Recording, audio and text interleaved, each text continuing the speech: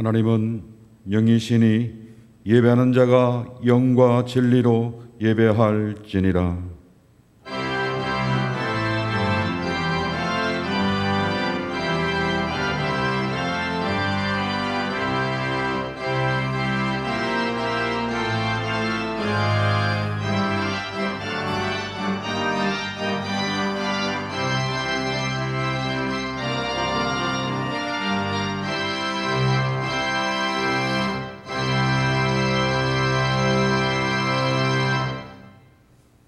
여호와께 그의 이름에 합당한 영광을 돌리며 거룩한 옷을 입고 여호와께 예배할지어다.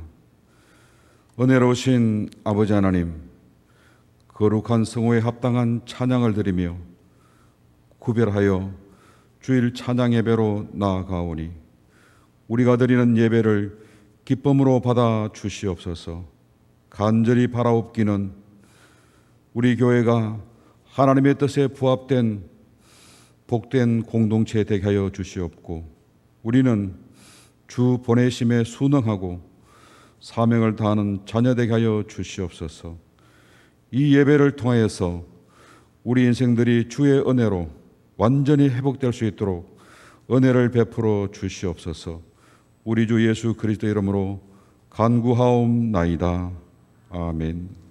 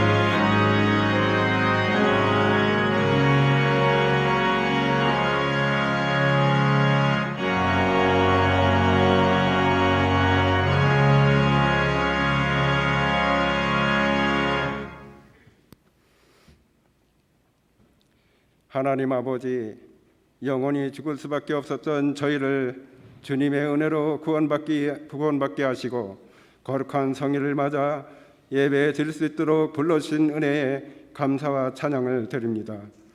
주님께서 지명하여 불러주셨지만 연약하고 부족하여 말씀대로 살지 못하고 이기적인 욕망을 쫓아 살아갈 때가 많이 있었습니다. 이 시간 우리의 모든 허물을 회개하오니 주님의 보혈로 깨끗이 씻어주시고 정결한 마음으로 예배드리게 하옵소서. 사랑의 하나님 아버지, 믿음과 뜻과 정성을 다해 드려지는 예배를 통해 하나님께서는 영광 받으시고 우리에게는 은혜가 넘치게 하옵소서. 하나님 아버지, 저희 교회가 오래도록 분쟁 중에 회복은 되었다 하나 아직 마무리가 되지 않은 대법원 판결과 남은 여러 송사건이 속한 시일 내에 회복되어 마음껏 주님 앞에 헌신하며 예배할 수 있도록 인도하여 주옵소서. 주님께서 피로 값주고 사신 서울교회를 늘 지켜주시며 각 기관들과 부서들을 붙들어 주셔서 주님 뜻 안에서 올바르게 발전하여 하나님께는 영광이요 교회의 큰 선교적 도구들이 되게 하옵소서. 특별히 각 기관과 부서의 책임을 맡고 있는 임원진들에게 지혜와 믿음과 능력을 더하여 주셔서 맡은 바 소임을 잘 감당하며 소속된 모든 대원들을 잘 돌아보게 하옵소서. 또한 병중의 어려움을 겪는 가정, 물질이 없어 어려움을 겪는 가정, 자녀 교육과 취업 등 여러 가지로 소외되고 억눌린 영혼들이 주님과 그 사랑 안에서 자유함과 평안을 누리며 구원의 참 안식을 누리게 하옵소서. 거룩하시고 사랑이 많으신 하나님 아버지, 저희들에게 귀히 쓰시는 목사님을 보내주셔서 날마다 푸른 초장과 실만한 물가로 인도해 주신 은혜에 감사를 드립니다.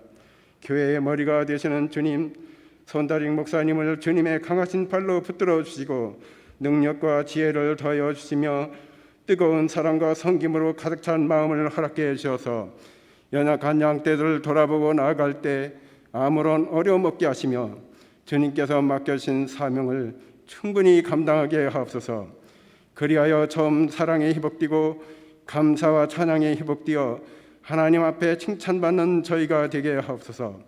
또한 홀로 이종일 목사님께도 신원을 강건케 하여 주시며 맡겨주신 주의 일 끝까지 잘 감당하실 수 있도록 지켜주시옵소서. 부목사님, 전도사님, 선교사님 외에도 동일한 은혜로 지켜주옵소서. 하나님 아버지, 지난달에는 피택 집사님과 피택 권사님들의 신실한 일꾼들을 선출하였고 이달은 6월 6일부터 진행되는 홍해작전을 통해 우리의 마음이 새롭게 변화되고 갈급한 심령마다 충만한 은혜로 채워주셔서 자기 앞에 놓인 홍해, 교회 앞에 놓인 홍해, 나라의 홍해를 건널 수 있는 놀라운 역사가 있게 하옵소서. 또한 코로나가 속히 종식되어 모든 교회들이 구속받지 않고 마음껏 주님 앞에 영광 돌릴 수 있도록 도와주옵소서. 이 나라가 정치적으로 경제적으로 매우 어려운 지경에 처해 있습니다. 정치적 불안과 경제적 아래에서 신음하고 있는 이 백성들을 불쌍히 여겨주시고 그 상한 심령들을 위로하여 주옵소서. 의정자들은 공의로 나라를 다스리며 백성들은 의정자들을 신뢰하여 이 어려운 난국을 타개해 나가며 진정으로 하나님이 원하시는 역사를 이루게 하옵소서. 저 북녘 땅의 김정은 정권도 무너져 복음으로 통일되어 마음껏 하나님께 영광 돌리는 대한민국이 되게 하옵소서. 하나님 아버지 말씀을 기다립니다. 단위에 세우신 목사님의 들려주시는 말씀을 통해서 많은 은혜와 성령의 감동을 받아 심령이 새롭게 변화되어 죽도록 충성하며 주님만을 따르는 결단의 시간이 되게 하옵소서. 또한 예배를 돕는 베들레헴 찬양대의 찬양을 흠양하여 주시고 영광받아 주옵소서. 우리를 구원하신 예수님의 이름으로 기도드립니다. 아멘.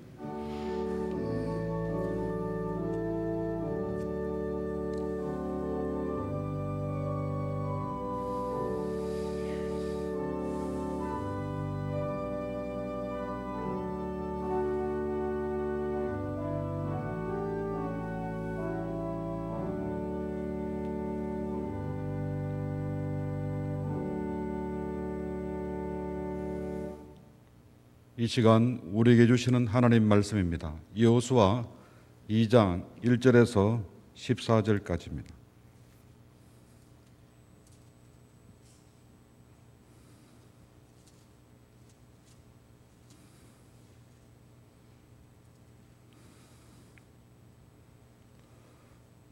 교독합니다. 눈의 아들 여호수아가 시딤에서 두 사람 정탐꾼을 보내며 이르되 가서 그 땅과 여리고를 엿보라 하매 그들이 가서 라합이라 하는 기생의 집에 들어가 거기서 유숙하더니 어떤 사람이 여리고 왕에게 말하여 이르되 보소서 이 밤에 이스라엘 자손 중에 몇 사람이 이 땅을 정탐하러 이리로 들어왔나이다.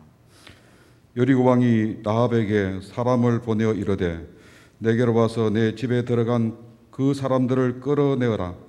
그들은 이 온 땅을 정탐하러 왔느니라.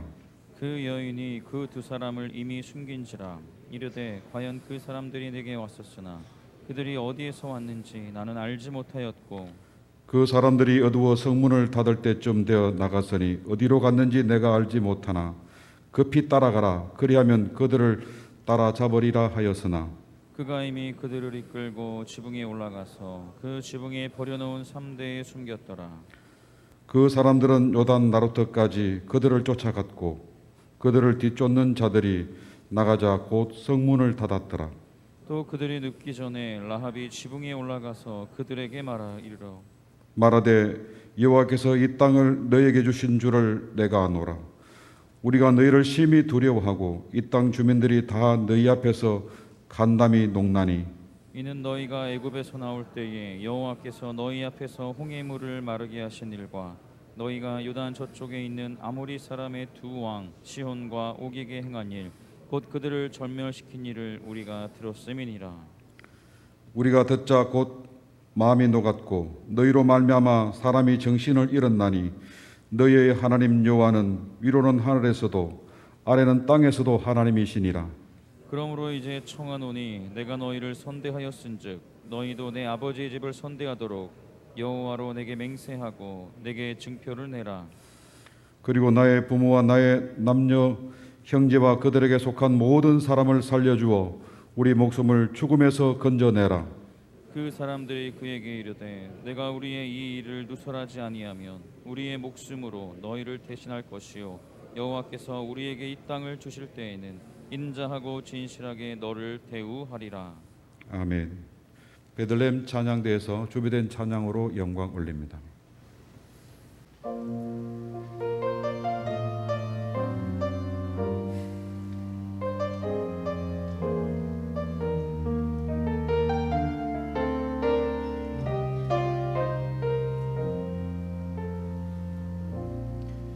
기도를 멈추지 마라.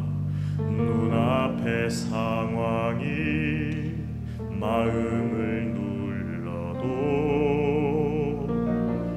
원망치 마라.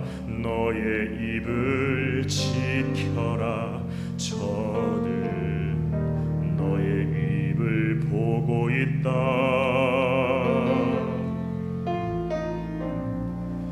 마음을 뺏기지 마라. 내가 널 도우지 않는단 소리에 너의 모든 게 불리해도 너는 기도를 계속해라. 너 기도를 멈추지 마라. 내가 너의 그 모든 상황을 바로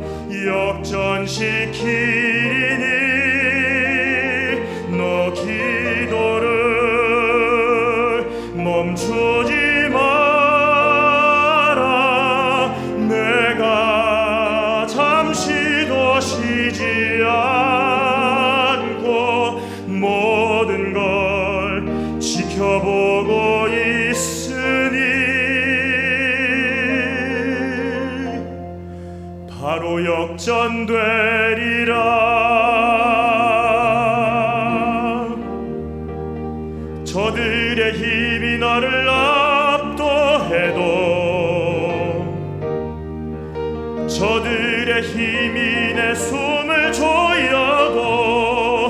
너는 보리라 기도의 능력을 내가 역전시키리라.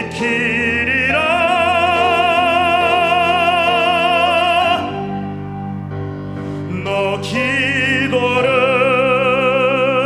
멈추지 마라. 내가 너의 그 모든 상황을 바로 역전시키리니 너 기도를 멈추지 마라. 내가 잠시도 쉬지 않고 모든 걸 지켜보고 있으니 너 기도를 멈추지 마라.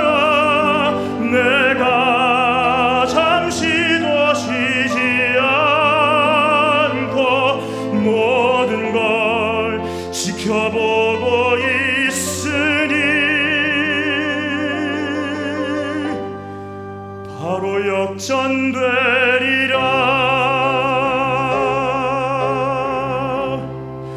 바로 역전되리라.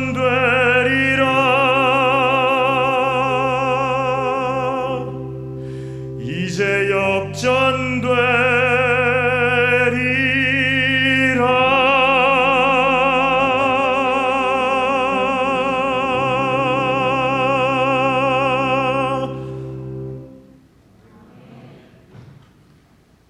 기도드리겠습니다. 하나님 아버지, 은혜를 감사합니다. 하나님께서 복 주시는 귀한 성일을 저희들에게 허락해 주셔서 하나님께 예배드리고 은혜를 누리며 믿음의 담대함과 성령의 감동을 함께 얻을 수 있도록 인도해 주셔서 감사합니다. 이제 또 오후 예배 시간에 저희들이 함께 주님께 경배하며 하나님의 말씀을 기다립니다.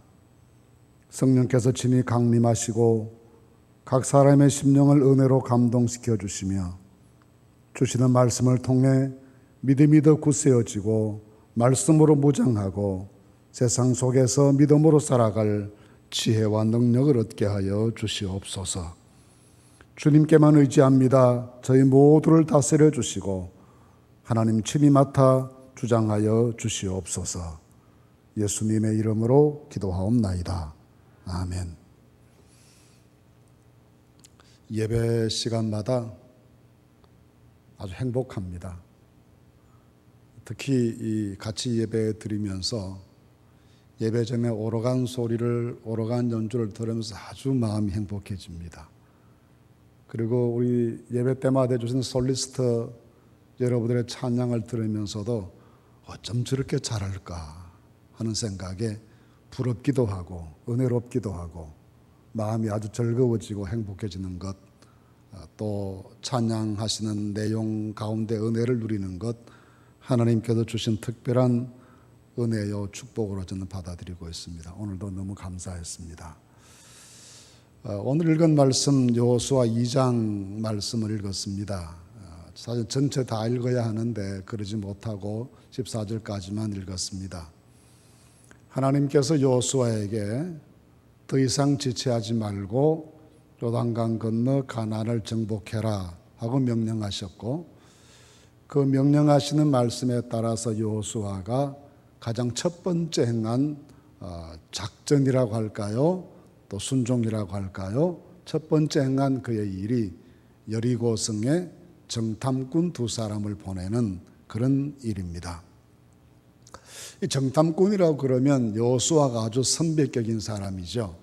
민수기 14장 말씀 보시면 가나안 땅을 탐지하기 위해서 모세가 각 지파에서 한 사람씩 12사람을 선택해서 가나안 땅 정탐을 위해서 보냈을 때 그때 선발된 사람 중에 하나가 바로 여호수아였고, 여호수아는 갈렙과 함께 그 정탐한 이후에 믿음의 보고를 한 것 때문에 하나님께 인정을 받아서 애굽을 떠났던 모든 장정들이 다 광야에서 죽었지만 이 두 사람은 죽지 않고 끝까지 살아남아서 가나안 정복의 대역사를 마무리하는 큰 책임까지 지게 되는 영광을 누리게 되었습니다.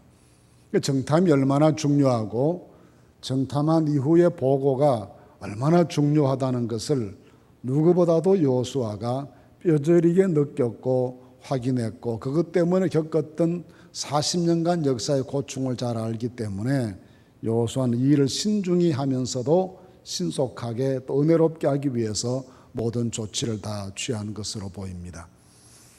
정탐꾼을 여러 사람 보내지 않고 두 사람만 보낸 것도 특이하지요.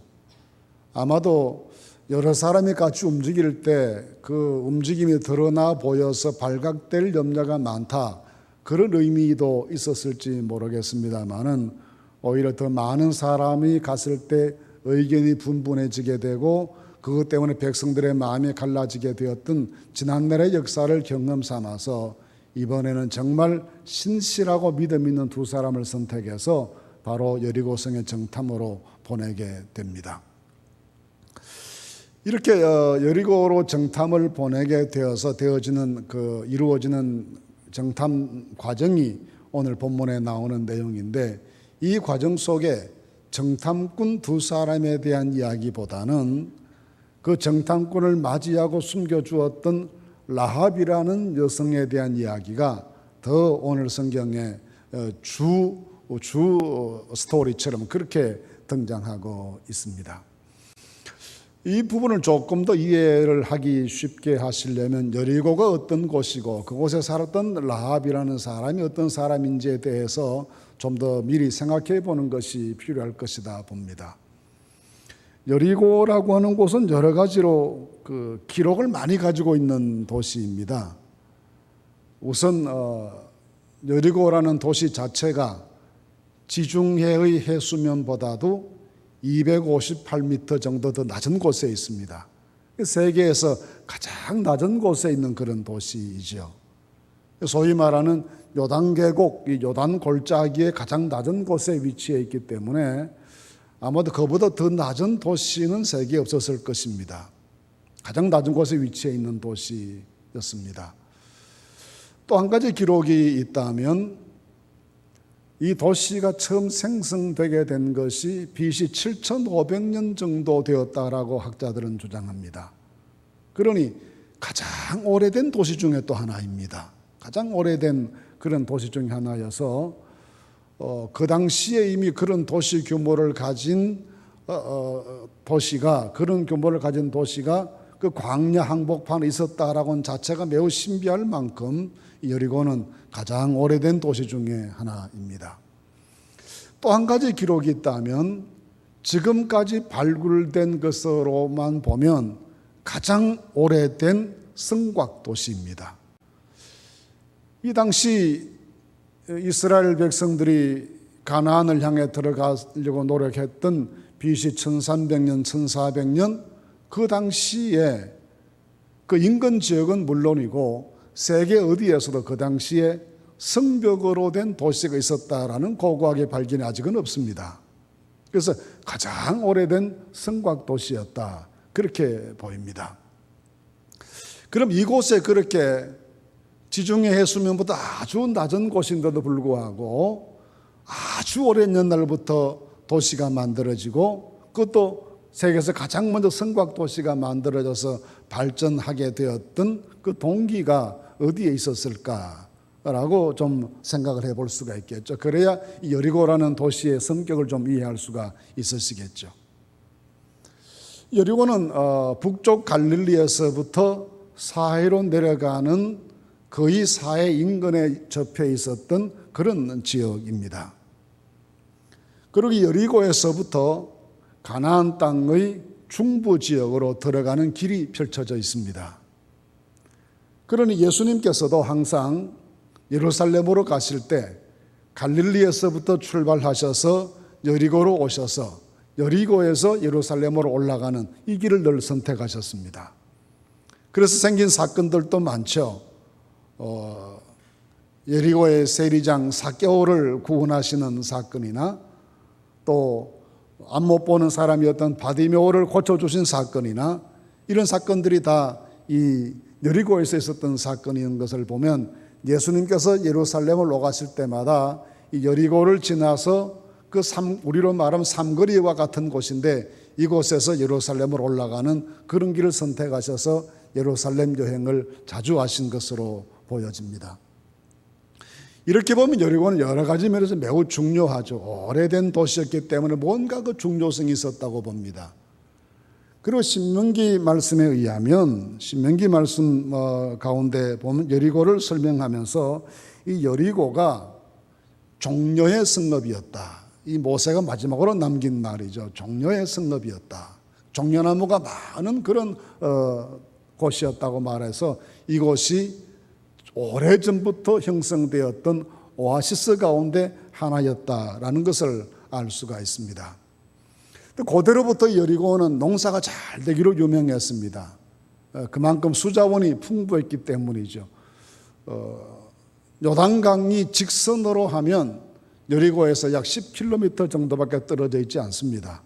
그 요단강의 풍부한 수자원을 이용해서 여리고는 오래전부터 농사가 잘 되었던 곳이고 또 사마리아를 지나서 내려오는 계곡에 형성됐던 그 물들이 다 여리고로 들어가서 샘물이 됐기 때문에 오래전부터 이 사마리아는 샘물이 늘 풍부한 그런 곳이어서 농사가 아주 잘 됐습니다. 지금도 이스라엘에서는 제일 맛있는 과일 그러면 여리고산이라고 그럽니다. 심지어 그런 말도 하죠. 당신이 여리고에 가서 직접 그 과일을 따서 먹기 전에는 여리고산이라는 말을 믿지 말아라. 그만큼 여리고산이라고 말하지만 여리고산 아닌 과일들이 많이 팔릴 만큼 여리고의 과일은 맛있기로 유명하다는 것입니다. 아마 고대로부터 그렇게 농사가 잘 되고 또 농산물이 풍부하고 또 예루살렘으로 올라가는 길목에 위치해 있었던 관계로 해서 내왕하는 사람이 무척 많았던 그런 곳이 이곳이었습니다. 예수님께서 삭개오를 만나셨다는 사건도 그렇게 견주어 생각해 보십시오. 그렇게 견주어 생각해 보시면 그곳에 세관이 발전했던 이유가 뭐겠습니까? 왜 그렇게 여리고의 세관이 중요했겠습니까? 그래서 그만큼 산업이 융성했다는 것이고 오고 가는 사람의 통행세도 받고 이런 등등 일들로 세관의 역할이 매우 컸기 때문에 이 예수님께서 대표적으로 여리고의 세리장이었던 삭개오를 구원하시는 사건을 통해서 하나님의 구원 역사를 우리에게 가르쳐 보여주셨죠. 그만큼 세관이 번성할 만큼 산업도 발전했던 그런 도시였습니다. 이런 곳이었기 때문에 자연히 사람들의 내왕이 많고 경제적으로 뭔가 좀 풍성했고 융성했고 교통의 요충지였고 여러 가지 사람들의 내왕이 번잡한 그런 곳이었기 때문에 또 발전한 것이 숙박업입니다. 예수님 들려주신 비유 가운데 그런 비유 기억하시죠? 선한 사마리아 사람의 비유입니다. 어떤 사람이 예루살렘에서 여리고로 내려가다가 강도를 만났는데 제사장도 지나가고 레위 사람도 지나갔는데 한 사마리아 사람이 그를 보고 가서 치료를 하고 자기 짐승에 태워가지고 주막으로 가서 그 주막에 그를 맡겨두면서 치료해 드려라. 돈이 들으면 내가 갚겠다. 그렇게 말했다는 겁니다. 여리고는 그런 주막이 있었다는 것이죠. 우리로 말하면 주막인데 그걸 그 사람들 말로는 뭐라고 하는지 모르겠습니다. 어쨌든 그런 숙박업이 자연스럽게 형성되었고 발전할 수밖에 없었던 도시가 또 여리고였습니다. 자, 이런 도시가 여리고였습니다. 산업도 발전했고 오래전부터 도시가 있었고 그 당시로서는 무너뜨릴 수 없는 성곽 도시로 만들어져 있었고 그 안에 숙박업이 발전했었고 이런 도시가 여리고입니다. 거기에 정탐꾼이 갔는데 정탐꾼이 가장 들어가서 숨어들기 쉬운 곳이 어디겠습니까? 이 숙박업소였죠. 그래서 숙박업소를 들어갔는데 기생 라합이 운영하는 숙박업소였습니다. 그래서 이 라합이라는 사람의 신분이 뭘까? 여기에 대해서 학자들 간에 의견이 많습니다. 성경에 기록된 원어에 히브리어나 나중에 신약 성경에도 히브리서에도 야고보서에도 이 라합이 등장하는 항상 기생이라는 말이 따라 붙습니다. 사용되지 말 자체로 보면 매춘부였음이 틀림없습니다. 근데 칼빈은 그렇게 해석하지 않았습니다. 칼빈은 그렇게 해석하지 않고 칼빈의 해석에 따르면 이 사람은 그런 매춘부가 아니라 숙박업소를 운영하는 여인숙의 주인이었을 것이다. 그렇게 좋게 해석을 합니다.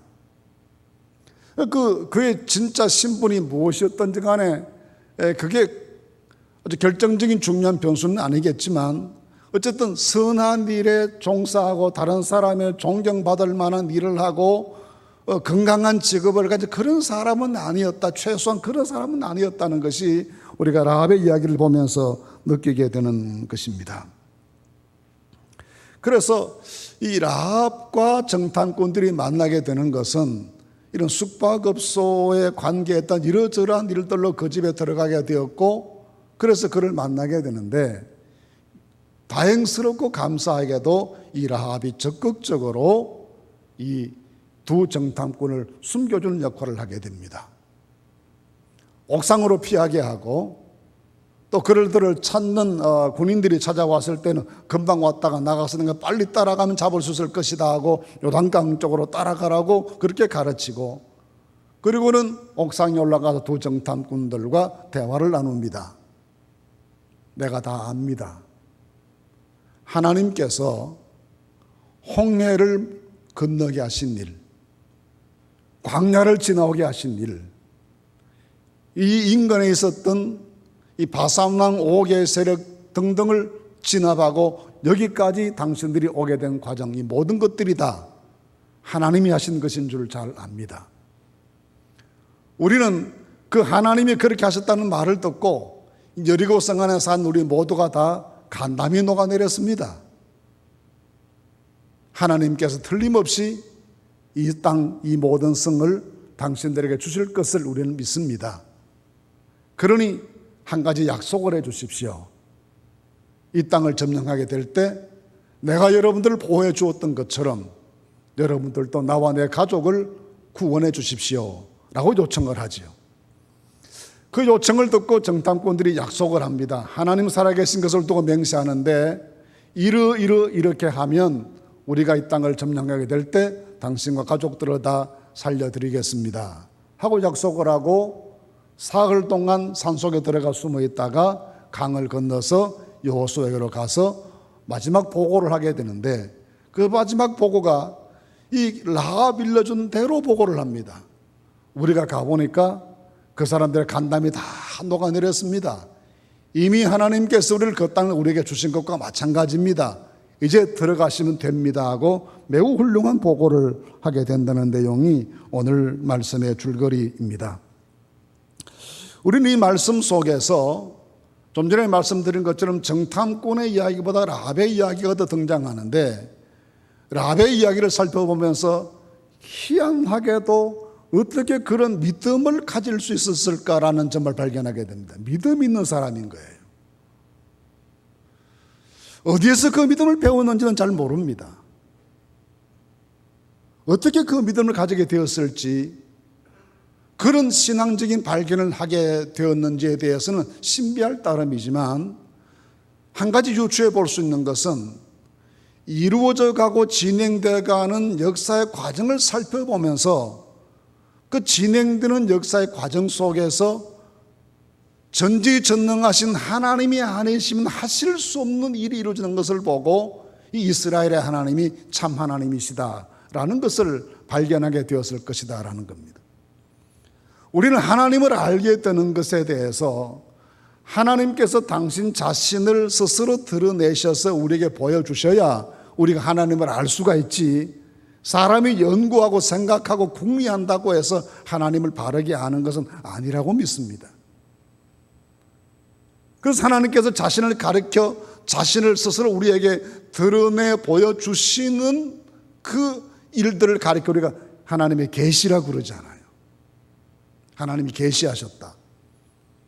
그 하나님의 계시는 하나님께서 직접 말씀을 통해서 우리에게 계시해 주시지만, 이 되어지는 모든 일들을 통해서도 우리에게 하나님의 살아계심을 느끼고 깨닫고 발견하게 만들어 주십니다. 이것을 가리켜서 간혹 우리가 일반 계시다 그렇게 부르죠. 로마서 1장에 그런 말씀이 있습니다. 세상 모든 사람들이 다 죄인이다 그러는데 이방인들이 항의하죠. 우리는 하나님이 계시다는 걸 들어본 적도 없고 누가 가르쳐 준 적도 없어서 그래서 못 믿었는데 우리 보고 죄인이라 그건 억울하지 않습니까? 아무도 우리에게 가르쳐 준 사람이 없었습니다. 몰라서 못 믿었는데 우리 보고 죄인이라 그러면 어떡합니까? 그런 항의를 하죠. 그때 사도 바울의 해석이 그렇습니다. 핑계할 수가 없다. 하나님이 지으신 모든 만물 속에 하나님의 신성이 다 드러나 보이기 때문에 믿음의 눈을 가지고 관찰해 보면 봄이 되어 꽃이 피고 여름에 잎이 무성해져 가을에 결실을 하는 이 자연계 현상만 보고도 얼마든지 하나님을 발견할 수 있도록 되어 있기 때문에 가르쳐주는 사람이 없어서 못 믿었다건 핑계할 수 없다는 겁니다. 일반 계시는 그렇게 자연 속에도 드러날 뿐만이 아니라 하나님께서 이끌어가신 역사 속에도 하나님 하시는 일이 드러나 보인다는 겁니다. 라합은 그 점을 보았습니다.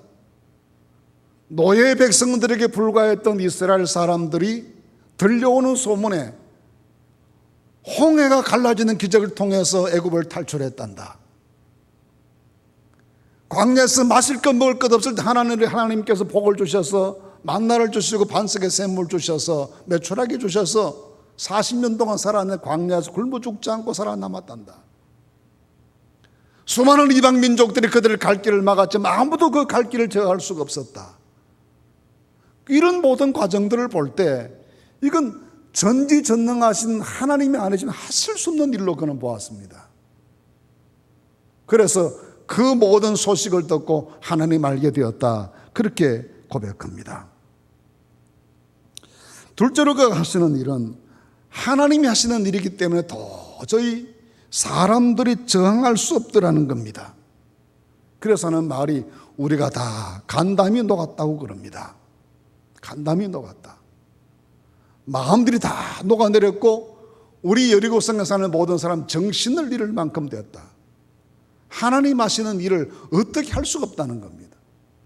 하나님 하시는 일에 저항할 수 없다는 거예요. 하나님 하시는 일은 그것이 누군가를 징계하고 심판하시는 일이든지 누군가를 용서하고 사랑하시는 일이든지 하나님 하시는 일에 대해서는 누구도 저항할 수가 없습니다. 하나님께서 우리에게 은혜를 주실 때에도 사람 누가 은혜 주시는 하나님의 역사를 방해할 수가 있겠습니까? 불가항력적인 은혜이죠. 아무도 간섭할 수 없고 말릴 수 없는 은혜가 있습니다.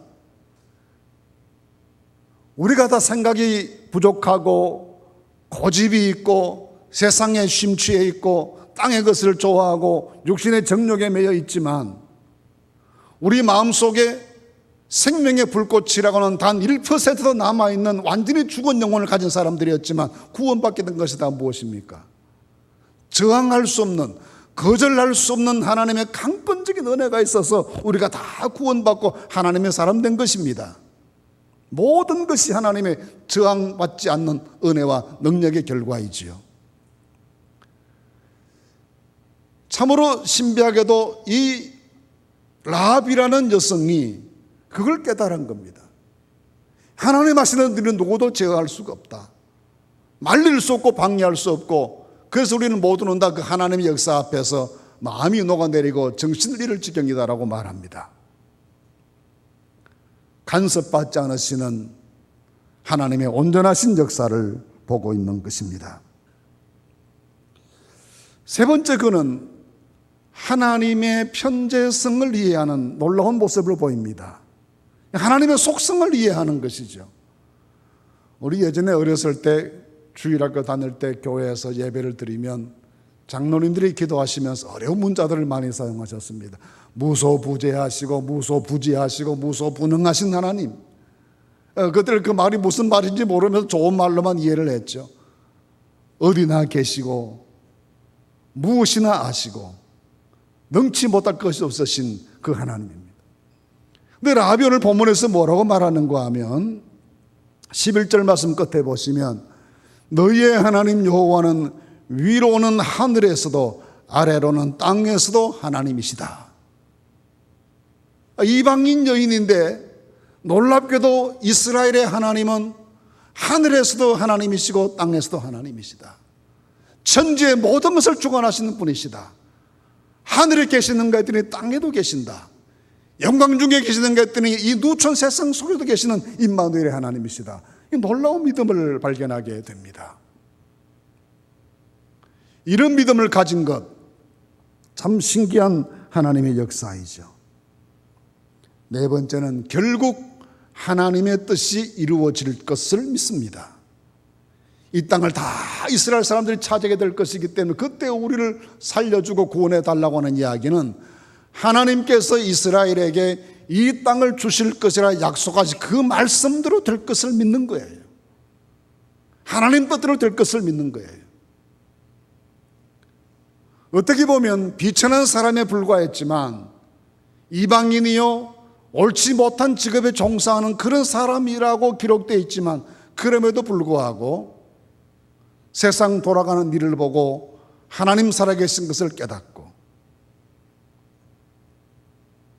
하나님 하시는 일을 누구도 막을 수 없다는 사실을 또 알고 하나님의 속성을 이해하고 그리고 그 하나님의 뜻은 마침내 온전히 이루어지게 될 것을 발견하고 그 사실을 믿음으로 받아들이는 이 믿음이 정말 대단한 믿음이라는 겁니다.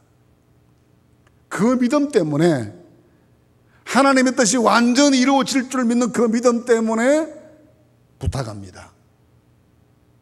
내가 여러분들을 도와 살려드린 것처럼 여러분들도 이 땅을 차지하게 될 때 우리와 가족을 살려주십시오. 구원을 요청하게 되는 것이죠. 그 구원 요청에 대하여 정탐꾼 두 사람이 다짐을 합니다. 14절 말씀 보시면 그 사람들이 그에게 이르되 내가 우리의 일을 누설하지 아니하면 우리의 목숨으로 너희를 대신할 것이요 여호와께서 우리에게 이 땅을 주실 때에는 인자하고 진실하게 너를 대우하리라. 반드시 돕겠고 반드시 구원받게 하겠다는 약속을 하게 됩니다. 자, 이렇게 정탐꾼들은 그날이 오면 돕고 지키고 구원해 줄 것을 약속하면서 조건 3가지를 내겁니다. 18절 말씀에 보시면 이런 조건을 내겁니다. 우리가 이 땅에 들어올 때에 우리를 달아내린 창문에 붉은 줄을 매고 내 부모와 형제와 내 아버지 가족을 다 내 집에 모으라. 이 2가지를 지시를 하죠. 붉은 줄을 메어서 표를 해라. 그리고 모든 가족들이 다 집안에 있게 해라. 그리고 마지막으로는 이 비밀을 누설하지 말아라. 3가지입니다. 그래서 많은 학자들은 이것이 예수 그리스도를 통한 우리 구원의 상징적인 예표요 그림자와 같은 사건으로 이해를 합니다. 붉은 줄은 십자가 흘리신 그리스도 예수님의 보혈을 예표하고 다 집안에 모여 있으라는 말은 세상 혼란 심하고 여러 가지 이러저러한 사건 사고들이 많지만 그럼에도 불구하고 하나님의 교회 안에 주님의 품 안에 이 교회 울타리 안에 이 안에 거하는 사람이어야 구원받는 사람이 된다는 것을 예표하는 그림자와 같은 사건이고 이 비밀을 누설하지 말라는 것은 하나님 말씀에 대한 신실한 믿음을 가지고 언제든지 약속을 굳게 지키는 그 믿음 가지고 살라는 것을 상징한다. 그렇게 보여줍니다. 결국 나중에 더 다음 이제 여리고성 점령할 때 일이 기록되어 있겠습니다만 결국은 이 믿음대로 이 지시대로 지켰다가 온 가정이 구원받는 역사가 이 가정에 이루어지게 됩니다. 이렇게 된 다음에 정탐꾼들이 그 약속을 하고 나서 돌아와서 여호수아에게 보고하는 내용이 있습니다. 그 보고하는 내용이 23절과 24절 말씀인데 우선 24절 말씀을 한번 같이 보시죠. 24절을 한번 같이 읽어보겠습니다. 또 여호수아에게 이르되 진실로 여호와께서 그 온 땅을 우리 손에 주셨으므로 그 땅의 모든 주민이 우리 앞에서 간담이 녹더이다 하더라. 이 정탐꾼들의 모든 상황을 종합한 결론적인 보고 한 가지가 있습니다. 하나님께서 그 온 땅을 우리 손에 이미 주셨습니다. 이것이 그들의 보고입니다. 오늘 우리 모두에게 이 믿음이 있게 되시기를 간절히 바랍니다. 우리가 건너가야 될 강이 있고 진행해야 될 과정들이 남아있고 여러 가지 힘든 숙제들이 우리 앞에 있지만 주님께서 우리에게 주셨습니다. 주님께서 이 교회를 우리 손에 주셨습니다. 주님께서 우리에게 맡겨주셨습니다.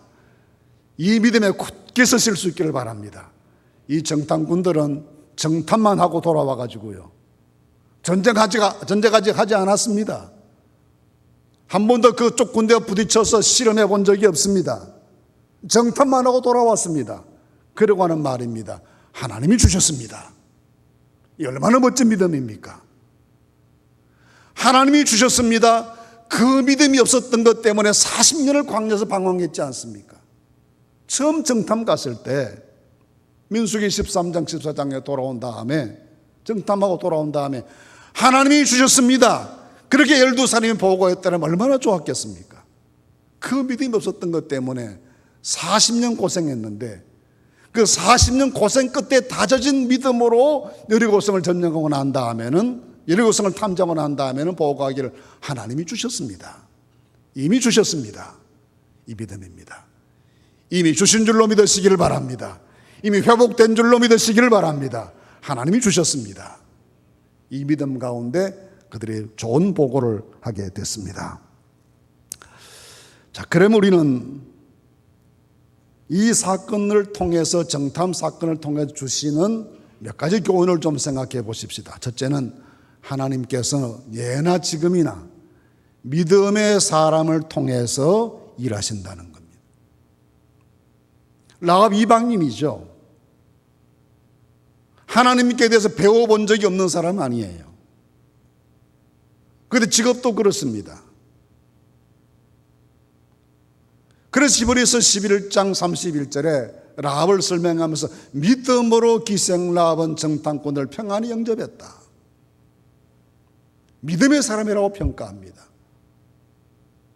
하나님께서 여성이었고 이방인이었고 그런 직업의 사람이었지만 믿음의 눈을 뜨고 하나님을 바라보고 그 하나님의 하시는 역사를 담대한 믿음으로 받아들여서 믿음으로 행동했을 때 하나님께서 그를 통해서 여리고를 점령하게 하시는 귀한 역사를 이루어 주시는 것입니다. 하나님은 지금도 믿음의 사람을 통해 일하십니다. 또 한 가지, 두 번째는 구원의 역사는 오직 하나님의 역사라는 거예요. 그 사람들이 왜 마음이 녹아내리고 간담이 서늘해졌겠습니까? 왜 한번 싸워보기도 전에 그 정신을 잃을 만큼 혼미해졌겠습니까? 하나님 하시는 일을 들었기 때문입니다. 그러니 여리고를 점령하고 가나안을 점령해 나가는 모든 과정이, 이스라엘을 구원해 주시는 이 축복의 과정이 다 하나님 하신 일이라는 겁니다. 물론 우리가 역사에서 믿음의 선진들이 감당했던 숭고한 신앙적인 자세를 폄훼하거나 그 가치를 낮게 평가할 이유가 한 가지도 없습니다. 우리는 그런 삶을 흉내도 못하는 사람들이에요. 그럼에도 불구하고 역사가 이루어지는 것은 하나님이 하신 일이라는 겁니다. 모든 믿음의 선진들을 우리 모두는 그 하나님 하시는 일에 붙잡혀 서여지는, 한순간 주님께 사용되어지는 그런 존재에 불과한 것이고 하나님이 하셨다는 겁니다. 라합이 고백한 것도 그겁니다. 하나님 하시는 그 일을 보고 우리가 다 마음이 녹았다. 여러분, 구원은 하나님께 있습니다.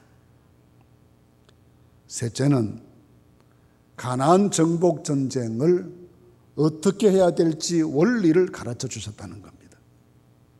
이 여리고 전쟁을 통해서 정탐꾼들이 다 가서 살펴보고 이 모든 것 속에 이미 가나안 정복 전쟁 어떻게 된다는 답이 나와 있는 거예요. 어떤 답입니까? 오직 하나님의 은혜로. 하나님의 은혜로 된다는 거예요. 하나님의 은혜로 되는 것은 사람이 염려할 이유가 없죠. 불안해할 이유가 없죠. 망설여야 될 이유도 없죠. 하나님이 하시는 일이기 때문입니다. 하나님의 은혜로 된다. 이 여호수아서 첫 번 시간 말씀드리면서 그런 말씀드린 기억이 있어요. 홍해를 건넌 다음에 광야 생활 처음 시작했을 때 첫 번 생긴 사건이 마라의 쓴물 사건이라고 했습니다. 근데 마라의 그 쓴물이 단물로 바뀌어지는 것에는 어떤 식물들의 양리 현상 때문에 된 것이 아니라 하나님의 은혜로 되었다는 것이죠. 광야의 첫 번 어려움을 하나님의 은혜로 해결해 주시는 것은 앞으로 다가올 광야의 수많은 어려움들과 시련과 닥쳐올 수많은 환난들을 다 하나님의 은혜로만 이겨낼 수 있음을 가르쳐 주는 겁니다. 이 여리고를 점령하는 과정도 마찬가지입니다. 앞으로 가나안 점령하는 전쟁을 어떻게 해야 될지를 가르쳐 주시는 말씀이죠. 하나님의 은혜로입니다. 네 번째는 하나님의 섭리를 엿보게 만들어줍니다. 무슨 말씀이냐면 이것이 나중에 하나님의 큰 구원을 이루어 나가는 데 준비가 되는 거잖아요. 이 라합이 나중에 유대인 살몬과 결혼합니다. 일설인데 살몬이 정탐꾼 두 사람 중에 하나였다는 일설도 있어요. 살몬과 결혼해요. 이 두 사람 사이에 태어난 사람이 보아스입니다. 나중에 루스의 남편이 되죠. 룻과 보아스 사이에서 태어난 사람이 오벳이고 오벳의 아들이 이새이고 이새의 아들이 다윗입니다. 그리고 그 줄기에서 구주께서 세상에 오십니다. 하나님의 섭리가 놀랍지 않습니까? 큰 구원을 위해서 온 세상 모든 사람이 구원받고 하나님의 백성 되게 하시니 큰 구원을 위해서 하나님 미리서부터 섭리하시고 준비하시고 이끌어 가십니다. 때문에 우리 걱정할 것 없습니다. 이미 우리 모든 삶 속에 하나님의 섭리가 있는 것을 믿습니다. 예정이 있은 것을 믿습니다. 이끌어 가시고 큰 구원의 역사하심으로 우리를 인도해 가실 줄로 믿습니다. 염려를 내려놓고 주님만 바라보시는 믿음 가운데 굳게 서실 수 있기를 바랍니다. 기도하겠습니다. 하나님 우리 아버지, 저희들을 인도해 주셔서 오늘도 저희들에게 믿음이 얼마나 위대한 것인지, 하나님의 은혜가 얼마나 큰 것인지를 다시 깨닫게 해주시니 감사합니다. 하나님 아버지, 부족하지만 믿음의 사람이었던 라합을 사용하셔서 역사하신 하나님, 정탐꾼들의 믿음의 안목을 통해서 하나님의 뜻을 보여주신 아버지 하나님, 역사를 통해 큰 구원을 준비하시는 은혜로우신 하나님, 오늘 저희들의 삶도 인도해 주시고 이끌어 주시고 역사하여 주시옵소서. 우리 모두가 믿음으로 응답하고 믿음으로 순종하고 믿음으로 헌신해서 하나님의 큰 일을 감당해 나가는 종들 되게 하여 주시옵소서. 예수님 이름으로 기도하옵나이다. 아멘.